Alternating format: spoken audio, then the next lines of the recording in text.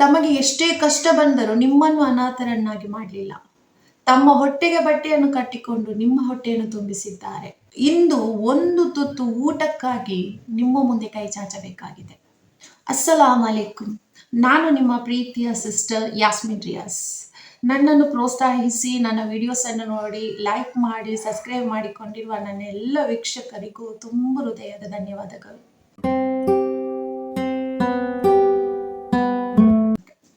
ಸ್ನೇಹಿತರೆ, ನಿಮ್ಮಲ್ಲೊಂದು ಪ್ರಶ್ನೆ. ದಯವಿಟ್ಟು ನಿಮ್ಮ ತಂದೆ ತಾಯಿಯನ್ನು ನೀವೆಷ್ಟು ಪ್ರೀತಿಸ್ತೀರಾ ಅನ್ನೋದು ಒಂದು ವರ್ಡ್ ಆದ್ರೂ ಪರವಾಗಿಲ್ಲ, ಎಕ್ಸ್ಪ್ಲನೇಷನ್ ಆದ್ರೂ ಪರವಾಗಿಲ್ಲ, ನೀವೆಷ್ಟು ಪ್ರೀತಿಸ್ತೀರಾ ಅನ್ನೋದು ಈ ಒಂದು ವಿಡಿಯೋಸ್ ಕೆಳಗೆ ಕಾಮೆಂಟ್ ಬಾಕ್ಸ್ ಇರುತ್ತೆ. ಅದರಲ್ಲಿ ನೀವು ಕಾಮೆಂಟ್ ಮುಖಾಂತರ ತಿಳಿಸಿ. ತುಂಬಾ ಜನರು ಮನಸ್ಸಲ್ಲೇ ಪ್ರೀತಿ ಇಟ್ಕೊಂಡಿರ್ತೀರಾ, ಕೆಲವೊಂದು ಹೇಳಿಕ್ಕಾಗೋದಿಲ್ಲ. ಸೊ ಇದೊಂದು ಒಳ್ಳೆ ಜಾಗ ಅಂತ ಅನ್ಕೊಳ್ತೀನಿ. ನೀವು ನಿಮ್ಮ ಒಂದು ಫೀಲಿಂಗ್ಸ್, ನಿಮ್ಮ ತಂದೆ ತಾಯಿ ಎಷ್ಟು ಇಷ್ಟಪಡ್ತೀರಾ ಅಂತ ಮಕ್ಕಳು ದಯವಿಟ್ಟು ಕಾಮೆಂಟ್ ಮುಖಾಂತರ ನಿಮ್ಮ ಒಂದು ಅನಿಸಿಕೆಯನ್ನು ತಿಳಿಸಿ, ನಿಮ್ಮ ಒಂದು ಪ್ರೀತಿಯನ್ನು ವ್ಯಕ್ತಪಡಿಸಿ. ನಮ್ಮ ಬಾಲ್ಯದಲ್ಲಿ ಹೀಗೆ ಇರಲಿಲ್ಲ. ನಾವು ಸಣ್ಣದಿರುವಾಗ ಅಜ್ಜ ಅಜ್ಜಿ ಬಂದ್ರೆ ನಮ್ಮ ತಂದೆ ತಾಯಿ ಆಗಿರ್ಬೋದು, ಅಂದ್ರೆ ಅಷ್ಟೊಂದು ರೆಸ್ಪೆಕ್ಟ್ ವಯಸ್ಸಾದವರಿಗೆ, ಅವರ ಮಾತಿಗೆ ಗೌರವ ಕೊಡೋದು ಆ ತರ ಇತ್ತು. ಆದ್ರೆ ಹೀಗೆ ಹಾಗೆ ಅಲ್ಲ. ಈಗ ಒಂದು ವಯಸ್ಸಾದವರಂದ್ರೆ ರೆಸ್ಪೆಕ್ಟೇ ಇಲ್ಲ. ತಂದೆ ತಾಯಿಯನ್ನು ಒಂದು ಇರ್ರೆಸ್ಪೆಕ್ಟಿಫುಲ್ ಆಗಿ ನೋಡೋದು. ವಯಸ್ಸಾಯ್ತು ಅವರಿಗೆ, ಅವರ ಒಂದು ಡಿಸಿಷನ್ ಕೂಡ ಸುಮ್ಮನೆ ಇರಿ, ನಿಮ್ಮ ಡಿಸಿಷನ್ ಸರಿ ಇರೋದಿಲ್ಲ, ನಿಮ್ಗೆ ಗೊತ್ತು, ಈ ತರ ಒಂದು ಕೇಳ್ತೀವಿ. ಆಗ ಅವರ ಮನಸ್ಸಲ್ಲಿ ಎಷ್ಟೊಂದು ಹರ್ಟ್ ಆಗುತ್ತೆ ಅಂತ ಯಾರು ಸಹ ಅನ್ಕೊಳ್ಳೋದಲ್ಲ. ಯಾಕಂದ್ರೆ ಅವ್ರು ಬೇಡ, ಅವ್ರು ಕೇರ್ಲೆಸ್, ಅವರಿಂದ ಏನು ಆಗೋದಿಲ್ಲ, ಅವರಿಗೆ ವಯಸ್ಸಾಗಿದೆ ಅನ್ನೋ ಒಂದು ಪಟ್ಟ ಕೊಟ್ಟಿರ್ತೀರ, ಮುದಿ ಜೀವಗಳ ಅಂತ. ಅವರೇ ರೆಸ್ಪೆಕ್ಟ್ ಕೊಡಲ್ಲ ಅಂದ್ಮೇಲೆ ಮೊಮ್ಮಕ್ಳು ಕೂಡ ರೆಸ್ಪೆಕ್ಟ್ ಕೊಡಲ್ಲ. ಮೊಮ್ಮಕ್ಳ ಮನಸ್ಸಲ್ಲಿ ಏನಾಗುತ್ತೆ, ತಂದೆ ತಾಯಿ ರೆಸ್ಪೆಕ್ಟ್ ಕೊಡಲ್ಲ, ನಾವೇ ಕೊಡ್ಬೇಕು ಅಂತ ಆ ಥರ ಫೀಲ್ ಬರುತ್ತೆ ಅಲ್ವಾ? ಸಹೋದರರೇ, ಒಂದು ನಿಮಿಷ ನೀವು ಇದನ್ನು ಯೋಚಿಸ್ಬೇಕು. ಒಂದು ತಾಯಿ 1ರಿಂದ 9 ತಿಂಗಳವರೆಗೆ ಸೈಕಲ್, ಗರ್ಭಿಣಿ ಆದಾಗ 9 ಮಂತ್ ಸೈಕಲ್ ಇರುತ್ತೆ. ಆ ಸೈಕಲ್ ಅಲ್ಲಿ ಅವಳು ಎಷ್ಟು ಕಷ್ಟ ಪಡ್ತಾಳೆ. ಒಂದೊತ್ತು ಊಟ ಮಾಡ್ಲಿಕ್ಕೂ ಕೂಡ ಅವಳ ಕೈಯಲ್ಲಿ ಆಗಲ್ಲ. ಅಪ್ ಟು 6 ಮಂತ್ ತುಂಬಾನೇ ಕಷ್ಟಪಡ್ತಾಳೆ. ತುಂಬಾನೇ ವಾಮಿಟ್ ಆಗ್ತಾ ಇರುತ್ತೆ, ತಿಂದದೆಲ್ಲ ಹೊರಗಡೆನೆ ಹೋಗ್ತಾ ಇರುತ್ತೆ, ಯಾವುದು ಹೊಟ್ಟೆಯಲ್ಲಿ ಇರೋದಿಲ್ಲ. ಅಟ್ಲೀಸ್ಟ್ 1 ಗ್ಲಾಸ್ ವಾಟರ್ ಕೂಡ ಕುಡಿಲಿಕ್ಕೆ ಕೆಲವೊಬ್ಬರಿಗೆ ಆಗೋದಿಲ್ಲ, ಅಷ್ಟು ವೀಕ್ ಆಗ್ತಾರೆ. ಅಪ್ ಟು 9 ಮಂತ್ ಆದ್ಮೇಲೆ, 9 ಮಂತ್ ಅಲ್ಲಿ ಹೇಳುದೇ ಬೇಡ, up to 9 month, 6 to 9 month ಅಲ್ಲಿ ಹೊಟ್ಟೆ ಭಾರ ಜಾಸ್ತಿ ಆಗುತ್ತೆ. ಪಾಪ ಒಂದು ಸ್ಟೆಪ್ ಇಡ್ಲಿಕ್ಕೂ ಕೂಡ ಕಷ್ಟಪಡ್ತಾರೆ. ಎಷ್ಟೇ ಕಷ್ಟ ಬಂದ್ರೂ ಕೂಡ ಮನಸ್ಸಲ್ಲಿ ತುಂಬಾ ಖುಷಿ ಇರುತ್ತೆ. ಏನಂದ್ರೆ ನಮ್ಮ ಹೊಟ್ಟೆಯಲ್ಲಿ ಮಗು ಇದೆ ಅನ್ನೋ ಒಂದು ಆ ತಾಯಿಗೆ ಒಂದು ಶಕ್ತಿ ಕೊಡುತ್ತೆ. ಆ ತಾಯಿ ಎಷ್ಟೇ ಕಷ್ಟ ಅಂದ್ರೂ ಪರವಾಗಿಲ್ಲ, ನನ್ನ ಮಗುಗೆ ಏನು ಆಗ್ಬಾರ್ದು ಅಂತ ಹೇಳಿ ಆ ಮಗುಗೋಸ್ಕರ ತಾನು ತಿಂದ್ರೂ ಕೂಡ ಆಗಲ್ಲ ಅಂತ ಗೊತ್ತರೂ ಕೂಡ ತಿಂತಾಳೆ. ಯಾಕಂದ್ರೆ ತನ್ನ ಮಗುಗೆ ಹಸಿವೆ ಆಗ್ಬಾರ್ದು ಅಂತ ಅಷ್ಟು ಪ್ರೀತಿ ಮಾಡ್ತಾಳೆ. ಹೊಟ್ಟೆಯಲ್ಲಿ ಇದ್ದಾಗಲೇ ಅವಳು ಅಷ್ಟೊಂದು ಪ್ರೀತಿ ಮಾಡ್ತಾಳೆ. ಆ ಮಗು ಒಟ್ಟಿಗೆ ಮಾತಾಡ್ತಾಳೆ, ಆ ಮಗುವನ್ನೇ ಪ್ರಪಂಚ ಅಂತ ಅನ್ಕೊಂಡು ಬರ್ತಾ ಇರ್ತಾಳೆ. ಯಾವಾಗ ಹೆರಿಗೆ ನೋವು ಕಾಣಿಸುತ್ತೋ ಆಗ ಆ ತಾಯಿಯಲ್ಲಿ ತೀವ್ರವಾದ ನೋವನ್ನು ಅನುಭವಿಸಬೇಕಾಗುತ್ತೆ. ತನ್ನ ದೇಹದಲ್ಲಿರುವ ಎಲ್ಲ ನರಗಳು ಪುಡಿಯಾದಂತೆ ಭಾಸವಾಗುತ್ತೆ. ಆಗ ಕೂಡ ಅವಳ ಯೋಚನೆ ಒಂದಾಗಿರುತ್ತೆ, ತಾನು ಸತ್ರೂ ಪರವಾಗಿಲ್ಲ, ಸಾಯುವ ಮುನ್ನ ತನ್ನ ಮಗುವನ್ನು ಕೊನೆಗೊಮ್ಮೆ ನೋಡಿ ನಾನು ಕಣ್ಮುಚ್ಕೊಳ್ಬೇಕಂತ.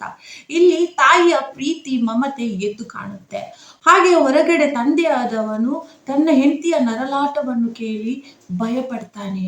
ಎಲ್ಲಿ ತನ್ನ ಹೆಂಡತಿಗೆ ಏನಾಗುತ್ತೋ, ತನ್ನ ಮಗುಗೆ ಏನಾಗುತ್ತೋ ಅಂತ ಕಣ್ಣೀರು ಹಾಕ್ತಾನೆ. ಆ ಕಣ್ಣೀರು ಯಾರಿಗೂ ಕೂಡ ಕಾಣಲ್ಲ. ಆ ನೋವು, ಆ ವೇದನೆ ಅವನ ಮನಸ್ಸಲ್ಲೇ ಇರುತ್ತೆ, ಯಾರಿಗೂ ಕೂಡ ತೋರಿಸಲ್ಲ. ಯಾಕಂದ್ರೆ ಅವನು ಗಂಡಸು.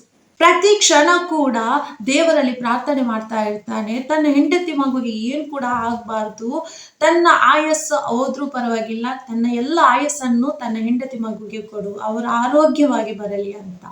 ಇಲ್ಲಿ ತಂದೆಯ ಪ್ರೀತಿ ಎದ್ದು ಕಾಣುತ್ತೆ. ಮಕ್ಕಳಿಗಾಗಿ ನಿಷ್ಕಲ್ಮಶವಾದ ಅಪಾರವಾದ ಪ್ರೀತಿ ಕೇವಲ ತಂದೆ ತಾಯಿ ಮಾತ್ರ ಕೊಡಲು ಸಾಧ್ಯ, ಮತ್ಯಾರು ಕೂಡ ಕೊಡ್ಲಿಕ್ಕೆ ಸಾಧ್ಯ ಇಲ್ಲ. ಇಲ್ಲಿ ಎಷ್ಟು ಜನ ಮಕ್ಕಳು ನಿಮ್ಮ ತಂದೆ ತಾಯಿಯ ಪ್ರೀತಿಗೆ ಬದ್ಧರಾಗಿದ್ದೀರಾ? ಎಷ್ಟು ಜನ ಆ ನೋವಿಗೆ, ಆ ನರಳಾಟಕ್ಕೆ ಕೃತಜ್ಞತೆಯನ್ನು ನೀಡಿದ್ದೀರಾ? ಅವೆಷ್ಟೋ ಮಕ್ಕಳು ತಂದೆ ತಾಯಿಯನ್ನು ನಿರ್ದಾಕ್ಷ್ಯವಾಗಿ ಹೊರಗಡೆ ಹಾಕ್ತೀರಾ, ಅನಾಥಾಶ್ರಮಕ್ಕೆ ಸೇರಿಸ್ತೀರಾ. ಅಂದು ಅವರು ನಿಮ್ಮನ್ನು ಪಾಲನೆ ಪೋಲನೆ ಮಾಡಲಿಲ್ಲದಿದ್ದರೆ ಇಂದು ನೀವು ಅನಾಥರಾಗಿ ಬಾಳಬೇಕಾಗಿತ್ತು. ಆದ್ರೆ ನೀವು ಅವೆಲ್ಲವನ್ನು ಮರೆತು ನಿರ್ದಾಕ್ಷ್ಯವಾಗಿ ಅವರೊಟ್ಟಿಗೆ ನಡೆದುಕೊಳ್ಳುತ್ತೀರಾ, ಅವರ ಪ್ರತಿಯೊಂದು ಮಾತಿಗೂ ಎದುರುತ್ತಾ ನೀಡುತ್ತೀರಾ. ಪಾಪ ವಯಸ್ಸಾದ ಮೇಲೆ ಆ ಮುದಿ ಜೀವಗಳು ನೀವ್ ಏನ್ ಹೇಳಿದ್ರು ಕೂಡ ತಲೆ ಅಲ್ಲಾಡಿಸ್ತಾರೆ. ಯಾಕಂದ್ರೆ ಅವ್ರಿಗೆ ಗೊತ್ತಿದೆ ನಾವ್ ಏನ್ ಮಾತಾಡಿದ್ರು ನಮ್ಮ ಮಕ್ಳಿಗೆ ಆಗಲ್ಲ ಅಂತ. ಸ್ನೇಹಿತರೆ, ನೀವು ನೆನಪಿನಲ್ಲಿ ಇಟ್ಕೊಳ್ಬೇಕು, ನಿಮ್ಗೂ ಕೂಡ ನಾಳೆ ವಯಸ್ಸಾಗುತ್ತೆ, ನಿಮ್ಗೂ ಮಕ್ಕಳಿದೆ, ನಾಳೆ ನಿಮ್ಮ ಮಕ್ಕಳು ನಿಮ್ಮನ್ನು ನೋಡ್ಕೊಳ್ಬೇಕು, ಆರೈಕೆ ಮಾಡ್ಕೊಳ್ಬೇಕಂದ್ರೆ ಇವತ್ತು ನೀವು ನಿಮ್ಮ ತಂದೆ ತಾಯಿಯನ್ನು ನಿಮ್ಮ ಮಕ್ಕಳ ಮುಂದೆ ಆರೈಕೆ ಮಾಡಬೇಕು. ಆಗ ಮಾತ್ರ ಅವರಿಗೂ ಕೂಡ ಗೊತ್ತಾಗುತ್ತೆ ನಮ್ಮ ತಂದೆ ತಾಯಿ ವಯಸ್ಸಾದ್ಮೇಲೆ ಅವರನ್ನು ಆರೈಕೆ ಮಾಡ್ಬೇಕಂತ. ನೀವೇ ನಿಮ್ಮ ತಂದೆ ತಾಯಿಯನ್ನು ಆರೈಕೆ ಮಾಡದೆ ನಿರ್ದಾಕ್ಷ್ಯವಾಗಿ ಹೊರಗೆ ದಬ್ಬಿದ್ರೆ, ಅನಾಥಾಶ್ರಮಕ್ಕೆ ಸೇರಿದ್ರೆ, ಅಥವಾ ಅವರ ಮಾತಿಗೆ ರೆಸ್ಪೆಕ್ಟ್ ಕೊಡ್ಲಿಲ್ಲ ಅಂದ್ರೆ ಖಂಡಿತ ಮುಂದೆ ನೀವು ಇದೇ ಪರಿಣಾಮವನ್ನು ನಿಮ್ಮ ಜೀವನದಲ್ಲಿ ಎದುರಿಸಬೇಕಾಗುತ್ತೆ. ನಿಮ್ಮ ತಂದೆ ತಾಯಿಗೆ ವಯಸ್ಸಾದಂತೆ ಅವರ ಮನಸ್ಸು ಕೂಡ ಮಕ್ಕಳಂತೆ ಚೇಂಜ್ ಆಗುತ್ತೆ. ಹೇಗೆ ಮಕ್ಕಳಿಗೆ ನಾವೇನು ಸ್ವಲ್ಪ ಬೈದ್ರು ನೋವಾಗುತ್ತೋ ಅದೇ ರೀತಿ ನಿಮ್ಮ ತಂದೆ ತಾಯಿಗೂ ಕೂಡ ನೋವಾಗುತ್ತೆ ಅನ್ನೋದು ಮರಿಬೇಡಿ. ಅವರ ಮನಸ್ಸು ಕೂಡ ತುಂಬಾ ಸಾಫ್ಟ್ ಆಗಿರುತ್ತೆ. ನೀವೇನ್ ಬೈದ್ರು ಕೂಡ ಅವರಿಗೆ ತುಂಬಾನೇ ಹರ್ಟ್ ಆಗುತ್ತೆ, ಆದ್ರೆ ಯಾವ್ದನ್ನು ಕೂಡ ಹೇಳ್ಕೊಳ್ಳಲ್ಲ. ಯಾಕೆ ಗೊತ್ತಾ? ಎಲ್ಲಿ ನೀವು ಅವರನ್ನು ದೂರ ಮಾಡ್ತೀರಾ, ಎಲ್ಲಿ ಅವರಿಗೆ ಮತ್ತೆ ನೋವು ಮಾಡ್ತೀರಾ ಅಂದ್ರೆ ಅವರಿಗೆ ತಡ್ಕೊಳ್ಲಿಕ್ಕೆ ಶಕ್ತಿ ಇರಲ್ಲ. ನೀವೇನ್ ಮಾಡಿದ್ರು ಅವರಿಗೆ ಅದೊಂದು ತಡ್ಕೊಳ್ಳುವಂತ ಕೆಪಾಸಿಟಿ ಕೂಡ ಅವರ ವಯಸ್ಸಿಗೆ ಇರೋದಿಲ್ಲ. ತುಂಬಾ ಸಾಫ್ಟ್ ಆಗಿರ್ತಾರೆ. ಎಲ್ಲೋ ಒಂದು ಕಡೆ ಭಯ ಕೂಡ ಇರುತ್ತೆ. ಇಲ್ಲಿ ಮಕ್ಕಳು ಏನಾದ್ರು ನಮ್ಮನ್ನು ಹೊರಗೆ ಹಾಕಿದ್ರೆ, ನಮ್ಮನ್ನು ದೂರ ಮಾಡಿದ್ರೆ, ನಮ್ಮನ್ನು ಮಾತಾಡಿಸ್ಲೇ ಇಲ್ಲ ಅಂದ್ರೆ ಏನ್ ಮಾಡೋದು? ಅದಕ್ಕೆ ನೀವ್ ಏನ್ ಹೇಳಿದ್ರು ಕೂಡ ಆಯ್ತು ಅಂತ ಹೇಳ್ತಾರೆ. ನಿಮ್ಮ ಎಲ್ಲಾ ಮಾತಿಗೂ ಕೂಡ ಅವ್ರು ಗೌರವ ಕೊಡ್ತಾರೆ. ಒಂದ್ ಮಾತು ನೆನಪಿನಲ್ಲಿ ಇಟ್ಕೊಳ್ಳಿ, ಒಂದು ತಾಯಿಗೆ ಹೆರಿಗೆ ನೋವುಕ್ಕಿಂತ ತುಂಬಾ ದೊಡ್ಡ ನೋವು ಯಾವುದು ಹೇಳಿ? ಯಾವಾಗ ನೀವು ನಿರ್ದಾಕ್ಷ್ಯವಾಗಿ ಅವರನ್ನು ಹೊರಗೆ ಹಾಕ್ತೀರಾ, ಅವರನ್ನು ದೂಷಿಸ್ತೀರಾ, ಅವರನ್ನು ಕೆಲಸವಾಗಿ ನೋಡ್ತೀರಾ ನೋಡಿ, ಆಗ ಆ ತಾಯಿಗೆ ತುಂಬಾನೇ ನೋವಾಗುತ್ತೆ.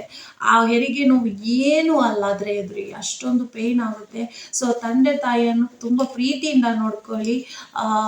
ಮತ್ತೆ ಒಂದು ಬಾರಿ ಕೊನೆ ಬಾರಿ ಕೇಳ್ತಾ ಇದ್ದೀನಿ, ದಯವಿಟ್ಟು ನಿಮ್ಮ ತಂದೆ ತಾಯಿಯನ್ನು ಎಷ್ಟು ಪ್ರೀತಿಸ್ತೀರಾ ಅನ್ನೋದು ಒಂದು ವಾಕ್ಯದಲ್ಲಿ, ಒಂದು ವರ್ಡ್ ಅಲ್ಲಾದ್ರೂ ಪರವಾಗಿಲ್ಲ ಕಾಮೆಂಟ್ ಮುಖಾಂತರ ತಿಳಿಸಿ. ನನ್ನ ವಿಡಿಯೋ ಪೂರ್ತಿಯಾಗಿ ವೀಕ್ಷಿಸಿದ್ದಕ್ಕೆ ತುಂಬ ಹೃದಯದ ಧನ್ಯವಾದಗಳು. ಮತ್ತೊಂದು ಒಳ್ಳೆಯ ವಿಷಯದೊಂದಿಗೆ ನಿಮ್ಮ ಮುಂದೆ ನಾನು ಖಂಡಿತ ಬರ್ತೀನಿ.